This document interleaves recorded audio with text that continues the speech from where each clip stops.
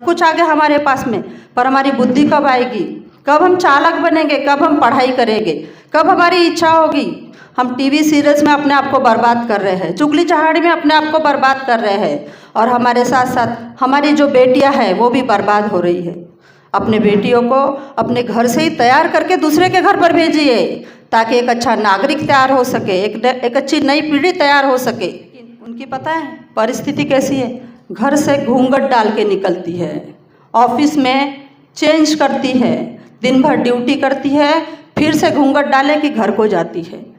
ये आज की नारी की परिस्थिति है। तो ऐसे नारियों को हमें इस समाज का जो सही रूप है वो बताना है। आज भी तुम बाबा साहब के देन से लग तो गए, लेकिन बाबा साहब के विचारों से परिवर्तित नहीं हुए, ये हमें आज उनको बताना है।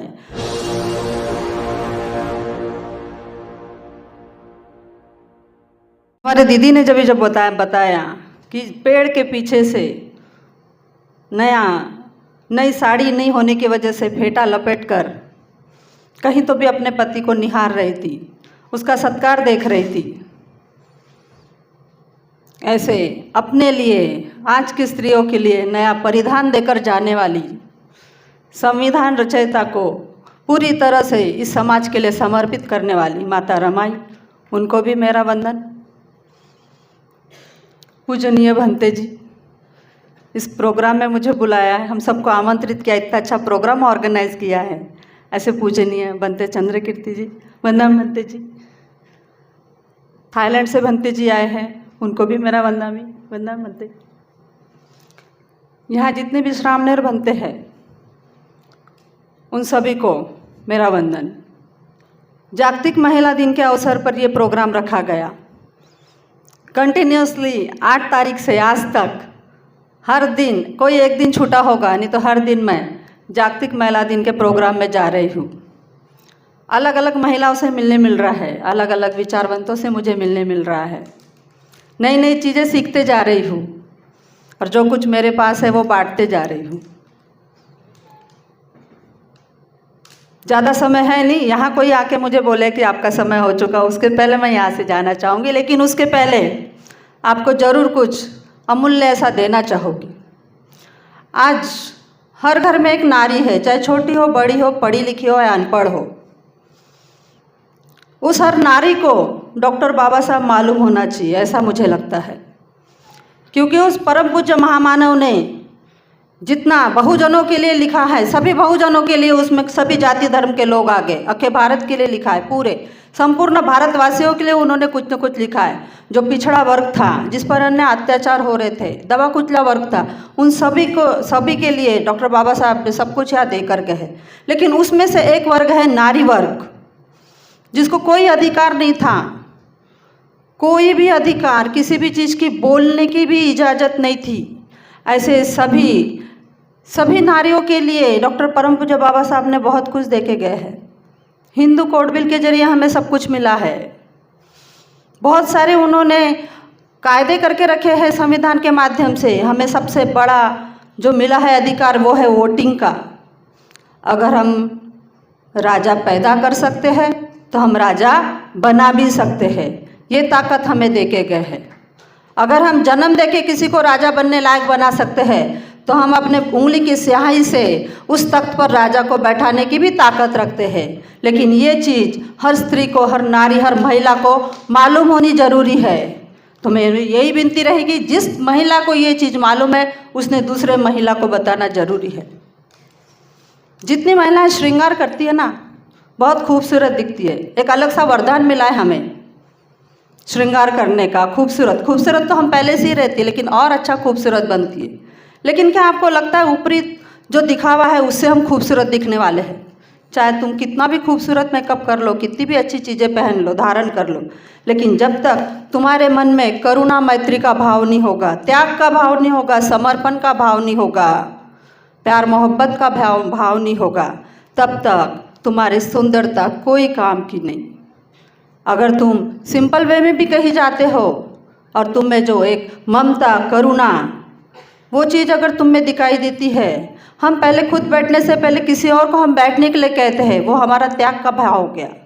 हम कुछ खाने के पहले किसी और को पूछते हैं, हमें कोई चीज़ मिल रही है तो हम किसी और को देना चाहते हैं, ये त्याग का भाव हो गया, सैक्रिफाइस। अगर ये चीज़ हम में है तो ये इससे बड़ी सुंदरता और कोई नहीं। लेकिन आज की दुनिया में, आज की जो युग है, उसमें नारी ही नारी की दुश्मन बनी बैठी है। वो दुश्मनी हमारे घर से स्टार्ट होती है, हमारे अड़ोस पड़ोस से स्टार्ट होती है, चाहे हमारे रिश्तेदार हो, चाहे कोई भी हो। फिर हम क्यों वो दुश्मनी ख़त्म नहीं करते? इसलिए नहीं करते क्योंकि हमारे दिल में ही वो प्यार, त्याग, वो करुणा, मैत्री नहीं है। अगर हमारे दिल में वो करुणा, मैत्री, त्याग की भावना हो तो किसी भी फैमिली में कोई लड़ाई नहीं होगी, कोई आपसी मतभेद नहीं होगी। तो मेरी हर स्त्री से गुजारिश होगी कि ज़्यादा से ज़्यादा समय करुणा मैत्री दिखाइए। लेकिन अब आप कहोगे कि करुणा मैत्री किसी दुकान में तो मिलती नहीं, किसी दुकान में मिलती नहीं और वो अपने आप आती भी नहीं। तो फिर हम करुणा मैत्री अगर हमें चाहिए, हम कोशिश करके भी हमें नहीं मिल रही तो हम कहाँ से लाए? तो मेरी आपसे विनती रहेगी, धम्म का पठन कीजिए।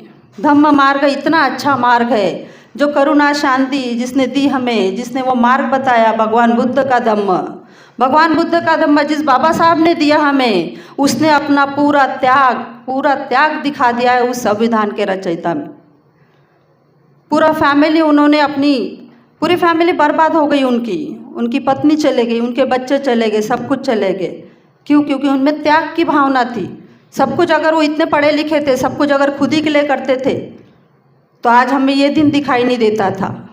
तो उनको वो त्याग की भावना कहाँ से आई? उन्होंने धम्म का पठन किए। भगवान बुद्ध के इतने सारे धर्म हैं, लेकिन बाबा साहब ने इतने धर्मों में से सिर्फ बुद्ध और धम्म, अपने बुद्ध धर्म को ही क्यों चुना? क्यों उसका चयन किया? क्योंकि जो बुद्ध धर्म दे सकता है वो शायद ही किसी और इसमें मिले, इसलिए। लेकिन हमारी स्त्रियों को हमारी संस्कृति आज तक नहीं मालूम, क्योंकि उनका पठन ही नहीं है, उनको पता ही नहीं क्या है बुद्ध धम्म। जिस दिन आप बुद्ध धम्म का पठन करोगे, जिस दिन आप भंते जी लोगों के मार्गदर्शन में, प्रबोधन में रहोगे, उनके प्रबोधन सुनोगे, अच्छी अच्छी बातें सुनोगे, अच्छे अच्छे लोगों के जो विचार, अच्छे विचार है उनके साथ में आप रहोगे, तो अपने आप में एक व्यक्तिमत्व का आपका विकास होते जाएगा, अलग अलग चीज़ें सीखने मिलेगी। माँ के पेट से कोई इंसान बुरा पैदा नहीं होता, उसको बुरा बनाती है इस दुनिया की परिस्थितियाँ, उसकी परिस्थितियाँ। किसी को खाने को नहीं मिलता, चोरी करता है, किसी को रहने को नहीं मिलता, किसी को कोई चीज़, पढ़ाई नहीं मिलती, किताबें नहीं मिलती, किताबों की भी चोरी होती है अगर उसके पास पैसे नहीं और पढ़ने की इच्छा हो तो बुरा बनाती है उसकी परिस्थितियाँ। लेकिन अगर हमारा बचपन से आचरण अच्छा रहा, हमारे संस्कार अच्छे रहे, तो हमारे को जो भी हमें अच्छा बनने के लिए जो जो चीज़ें चाहिए, उस सारे वातावरण की निर्मित का चुनाव हमें खुद से करना होगा। पहले के जैसा युग अभी है नहीं, अभी सभी लोग पढ़ लिख गए हैं, सबके पास सभी कुछ आ गया है लगभग। पहले खाने रहने को भी नहीं था, अभी रहने के लिए गाड़ी, बंगला, एक सादा सा घर, और नहीं किसी के पास घर है ना तो उसको गवर्नमेंट दे रहा है समाज कल्याण घरकुल। आवास योजना के अंतर्गत भी रहने को मिल रहा है, नहीं रहने की प्रॉब्लम सॉल्व हो गई, कंट्रोल से खाना मिल रहा है, खाने की प्रॉब्लम सॉल्व हो गई है, थोड़ा बहुत रोजगार मिल ही रहा कहीं ना कहीं से, तो हमारी ज़रूरतें भी हम थोड़ी बहुत पूरी कर रही है। ऐसा कोई नहीं बोल सकता कि हमारी ज़रूरतें पूरी नहीं हो रही है। अगर हमारी ज़रूरतें पूरी हो रही है तो जीने के लिए ज़्यादा चाहिए क्या? सबसे पहला अपना अच्छा आचरण रखो, दूसरों को भी अच्छा बनाओ, अपने संस्कृति का अच्छा दर्शन कीजिए।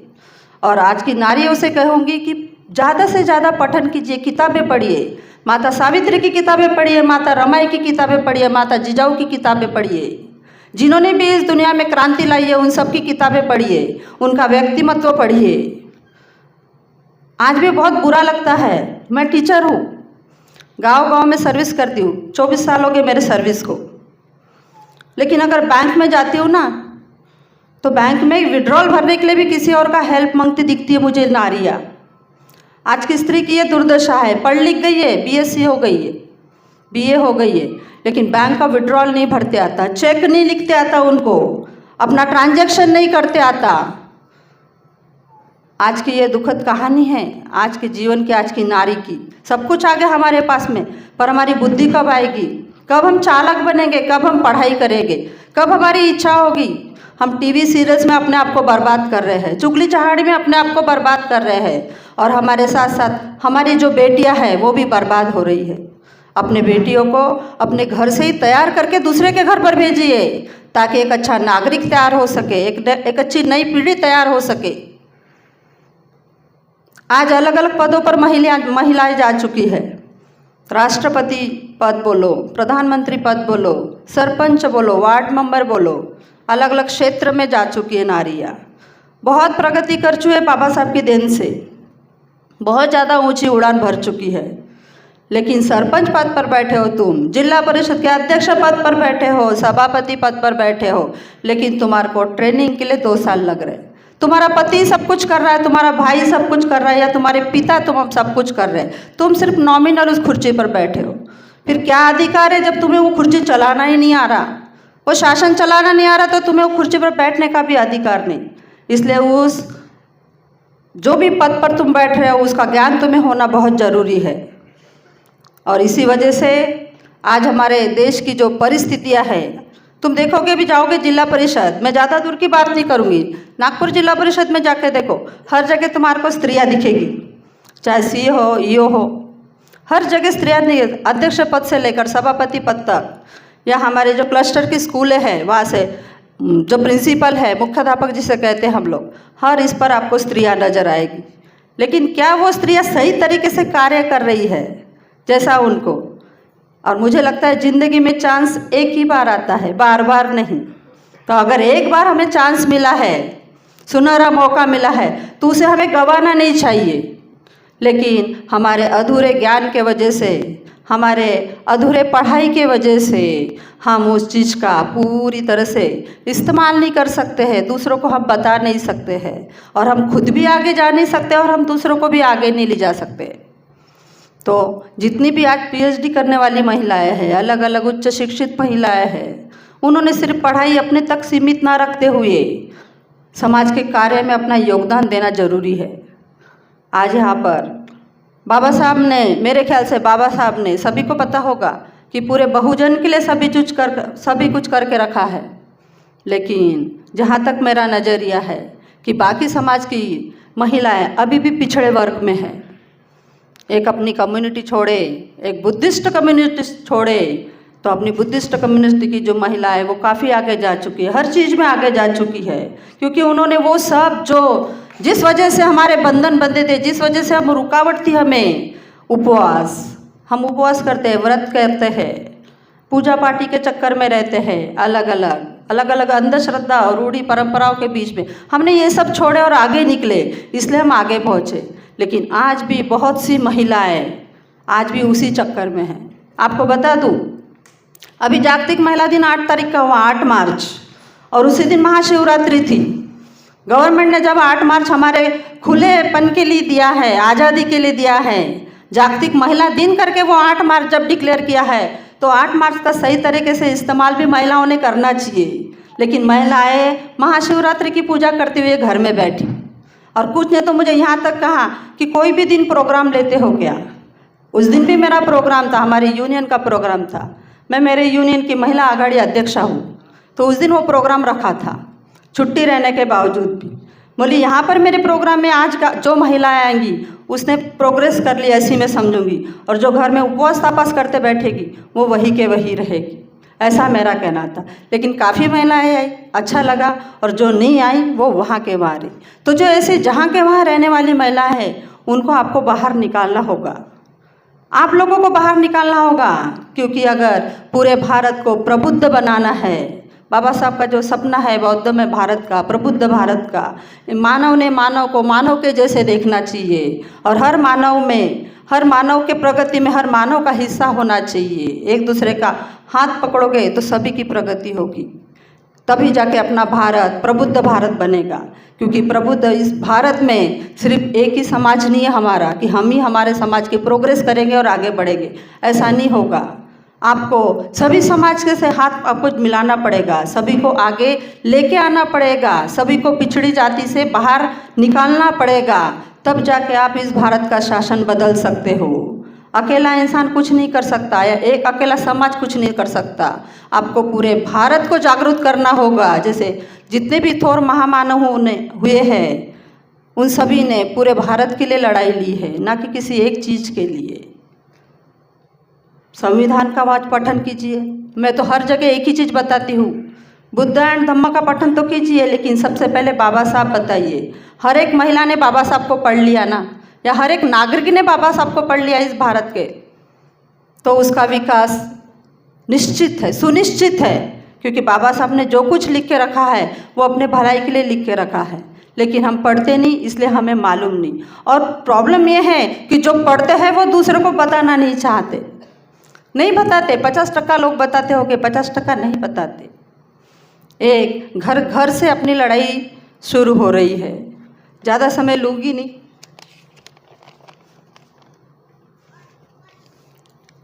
करंट एग्जाम्पल बताऊंगी और अपना यहाँ विराम दूंगी। अभी समाज कल्याण डिपार्टमेंट में हमारे साहब यहीं बैठे हैं। समाज कल्याण डिपार्टमेंट में बहुत सी जगहें निकली है, कुछ हाउस कीपिंग की निकली है, एचके की, कुछ क्लर्क की निकली है, कुछ वार्डन की, अलग अलग सभी जिलों में निकली है। तो आपको बताऊँ, उसमें से कुछ जगह पहले भी निकली थी, तो उसमें मैंने कुछ महिलाओं को लगाई थी। चंद्रपुर, गढ़चिरौली, गोंदिया, अलग अलग जिले में लगाई थी। महिलाएं तो लग गई ड्यूटी पर, पेमेंट भी उठा रही, लेकिन उनकी पता है परिस्थिति कैसी है। घर से घूंघट डाल के निकलती है, ऑफिस में चेंज करती है, दिन भर ड्यूटी करती है, फिर से घूंघट डाले कि घर को जाती है।